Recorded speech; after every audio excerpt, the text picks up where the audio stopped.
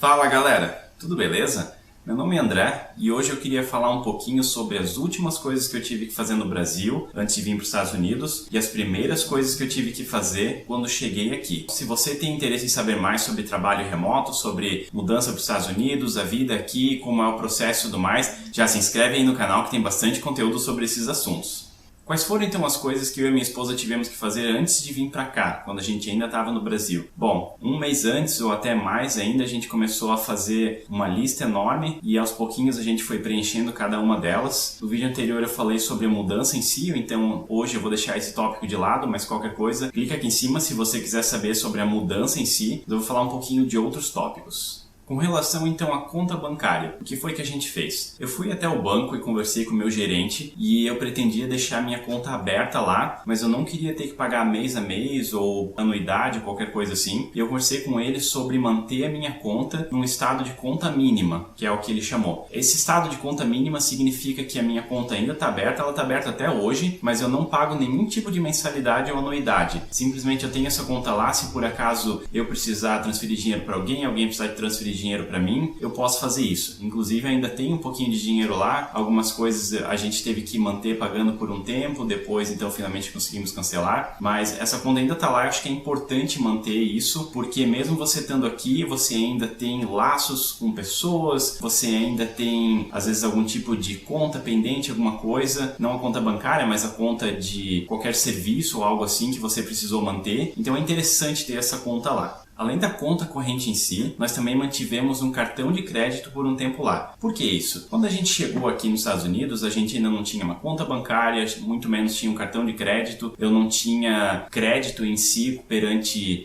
certas empresas e perante o governo e tudo mais, ainda vou falar mais sobre isso. Foi interessante ter esse cartão de crédito porque eu conseguia gastar o dinheiro que eu ainda tinha lá no Brasil para fazer as primeiras coisas que a gente precisou fazer aqui. Eu não trouxe simplesmente todo o dinheiro que eu tinha para cá. Dessa forma até parece que eu tenho muito dinheiro, que eu tinha muito dinheiro aqui ou lá. Não é esse o caso. Mas é só que realmente um pouquinho ficou lá justamente se precisasse para qualquer tipo de emergência com relação ainda ao Brasil. Depois que a gente finalmente conseguiu obter um cartão de crédito aqui, eu ainda mantive aquele lá por mais algum tempo, porque o primeiro cartão de crédito que a gente pegou aqui tinha um limite bem baixo e o cartão de crédito que a gente tinha no Brasil tinha um limite razoável. E às vezes o limite do cartão que a gente tinha aqui não era o suficiente para fazer algumas coisas e a gente acabava passando lá. É claro que também a gente abriu uma conta num banco. Essa então já foi uma das primeiras coisas que a gente fez aqui nos Estados Unidos, abrir uma conta num banco aqui para poder receber o meu salário, para facilitar todas as transações. E no início a gente pagava bastante coisa no cartão de débito, a partir do momento que a gente tinha esse cartão, para tentar deixar de usar o cartão de crédito brasileiro, até porque os bancos no Brasil cobram taxas bem altas para o dólar, de uma forma geral. De repente você já fez alguma transação com dólar no banco e está pensando, não, mas eu consegui uma taxa baixa, mas infelizmente a que eu tinha não era baixa. Cada transação que eu passava no meu cartão de crédito brasileiro, eles cobravam um bom tanto a mais ainda do que estava valendo o dólar, e eu tentei diminuir ao máximo possível, o mais rápido possível, o meu gasto no cartão brasileiro. E aí passamos então a usar esse cartão de débito daqui e depois, mais para frente, um cartão de crédito que eu consegui obter, que se chama um Secured Credit Card, que é um tipo de cartão de crédito que você paga um tanto primeiro e aí você consegue ter esse cartão com limite relativamente baixo, mas que ajuda bastante você a construir seu crédito aqui.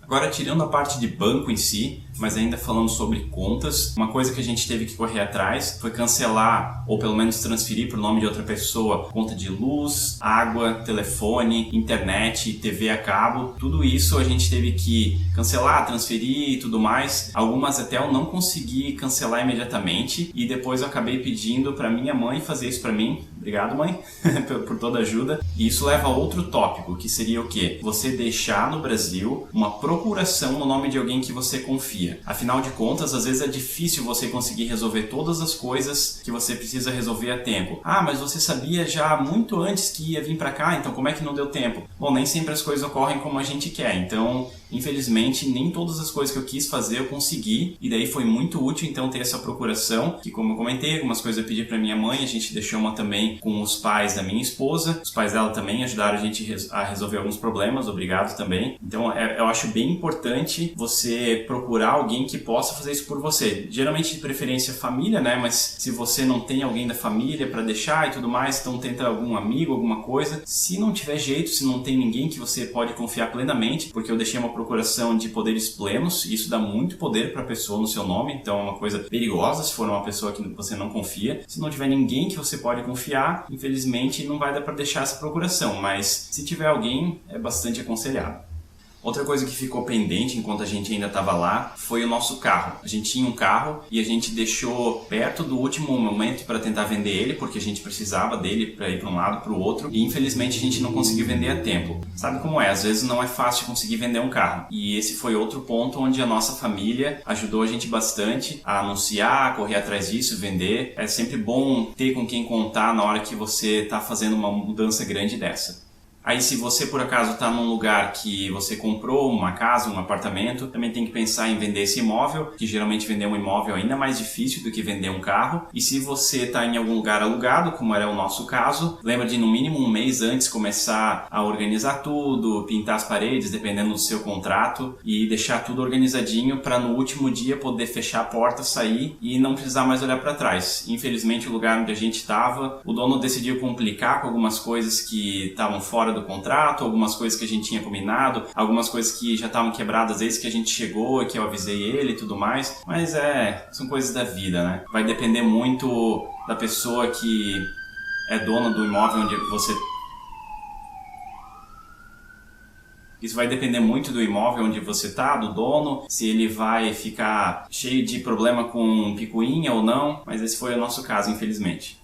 E aí, incluindo um pouco na parte ainda de organizar a casa e tudo, ou o apartamento, quando você está saindo, entra você se livrar, seja doar, vender, fazer o que for, todos os itens que você não quer trazer para cá. A gente, por exemplo, tinha sofá, televisão, entre outras coisas grandes que a gente não queria trazer, até porque a gente sabia que às vezes o preço de trazer para cá ia ser tão alto que valia mais a pena simplesmente comprar aqui, como é o caso da televisão, que aqui tem televisões muito boas por um preço muito baixo. É bom já começar a se preocupar com isso um bom tempo antes, porque vários itens diferentes e pequenos e grandes com preços variados podem ser difíceis de serem vendidos, então é bom já começar um tempo ali, já vai anunciando, mesmo que às vezes é alguma coisa que você gosta, que você usa, já tenta vender antes, porque não tem problema também ficar um pouquinho de tempo sem assistir um Netflix à noite ou alguma coisa assim, né? Agora entrando no aspecto de governo, tem a questão do imposto de renda. Eu sei que existe no imposto de renda a saída definitiva do país, mas é uma coisa que eu ainda não fiz até agora. Eu sei que isso tem algumas implicações do CPF, que eu até preciso ler mais a respeito, eu confesso, mas eu não estou mais fazendo a declaração no imposto de renda, porque eu sei que se você não ganha um certo mínimo ali, se você está abaixo do mínimo que começa a pagar o imposto de renda, então você não precisa fazer a declaração. E como eu não estou mais ganhando dinheiro no Brasil, eu não tenho uma renda lá, então eu fico isento da declaração. Mas eu ainda confesso que preciso ler mais a respeito da parte de saída definitiva, a qual, como eu já comentei, ainda não fiz. Algo então que eu já comentei no vídeo anterior, na mudança, mas só queria relembrar aqui, é que enquanto a gente ainda estava no Brasil, a gente começou a procurar onde seria o nosso novo lar. De repente, se você é mais aventureiro, se você não vai vir com toda a sua família, dá pra vir aqui e ficar num lugar mais barato ali por uns dias, uma semana, alguma coisa assim, enquanto você procura o lugar que realmente vai ficar, mas a gente preferiu vir com a certeza, até porque era eu, minha esposa e meu filho, a gente não queria ficar abandonado em qualquer lugar, por mais que a gente entrou no imóvel, ele estava vazio, a gente sabia que pelo menos aquele era o nosso lar, que não era um lugar temporário. A gente queria causar o menor impacto possível na cabeça do nosso filho, porque é complicado para uma criança muito nova, que ela vê toda aquela mudança, tá num lugar, daqui a pouco tá em outro, daqui a pouco tá em outro, e a gente quis dar um pouco mais de segurança para ele. E aí, chegando aqui, qual foi uma das primeiras coisas que eu tive que fazer? Tirando a parte de a gente ir para o nosso novo imóvel, comprar as coisas para dentro de casa e tudo mais, eu tive que ir atrás de fazer um Social Security Number para mim, que isso é tipo o CPF do Brasil. Apesar de que aqui ele é considerado um documento muito mais secreto. No Brasil, a gente vai em qualquer lugar, pede o CPF, a gente dá. Aqui o Social é uma coisa assim, ou SSN, como eles chamam, e como eu também estou chamando, é uma coisa muito mais secreta, que você não pode dar esse número para ninguém, até porque aqui existe existe todo um esquema de crédito onde existem instituições chamadas bureaus, que eles têm, digamos, um score, um número que representa quanto você é válido, quanto de crédito você tem. É claro que conta também o seu histórico de pagamentos e tudo mais, mas esse número é um número muito importante para você conseguir um cartão de crédito, para você conseguir um empréstimo, para você financiar um imóvel, um carro, tudo isso. É bem importante que você proteja o seu social e que você tenha cuidado com o seu crédito para que você consiga fazer as coisas financeiras necessárias aqui.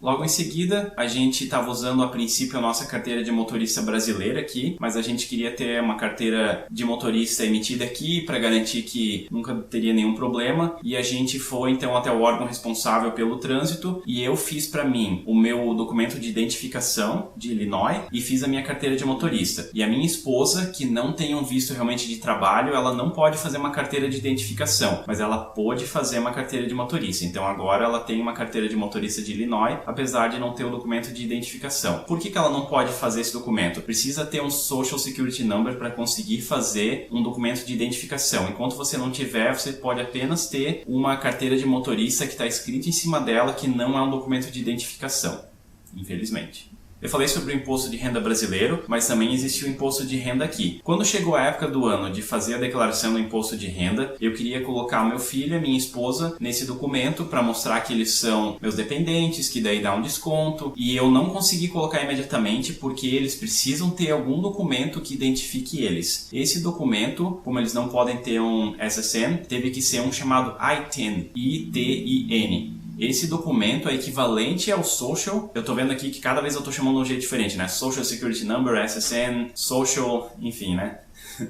Esse documento é equivalente ao Social e ele pode ser usado na declaração do imposto de renda, mas ele é equivalente só para a declaração do imposto de renda e eu acho que para mais um caso ou outro. Ele não pode ser usado como linha de crédito, como outras coisas que o Social pode ser usado. Como Chicago é uma cidade muito grande, tem outra coisa que eu tive que ver antes de começar realmente a trabalhar, que foi o transporte público. Quando a gente chegou aqui, eu verifiquei que existe uma empresa aqui chamada CTA, que ela é responsável pelos trens e pelos ônibus. Aí eu verifiquei como conseguir um cartão, para não precisar cada vez comprar um bilhete à parte, e também porque com o cartão cada passagem fica mais barata. Se você pega um ônibus e depois um trem, ou dois trens, ou o trem e um ônibus, o segundo sempre fica mais barato, porque eles consideram que é uma viagem só, apesar de você estar usando dois veículos separados. Dessa forma, antes de ter começado realmente a trabalhar, eu fui uma vez até o centro da cidade, voltei, daí eu já fiz esse cartão para conseguir colocar ali o dinheiro nele para usar todos os dias, para não ter preocupação, não ficar com a cabeça a mil já no primeiro dia de trabalho. Até porque a minha cabeça estava a mil de qualquer forma, né? Eu nunca tinha ido até o escritório e eu não sabia como é que as coisas iam ser, eu não queria ter que me preocupar ainda se eu ia conseguir chegar até lá ou não. Também queria saber quanto tempo demorava para chegar até lá. Acho que são coisas bem importantes para você fazer assim que chega aqui, antes de realmente ir para o seu primeiro dia.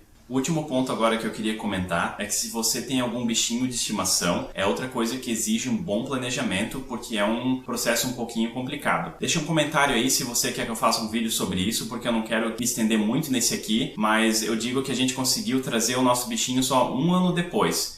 E era isso que eu tinha para falar hoje. Se tiver alguma coisa que você tem curiosidade de saber, eu não comentei, deixa aí um comentário. Se você tiver alguma observação, se eu falei algo que foi diferente para você já veio para cá, também deixa um comentário aí pra gente conversar um pouquinho. Se você gostou desse vídeo, não esquece de deixar um like e conferir os outros vídeos também. E até a próxima. Valeu!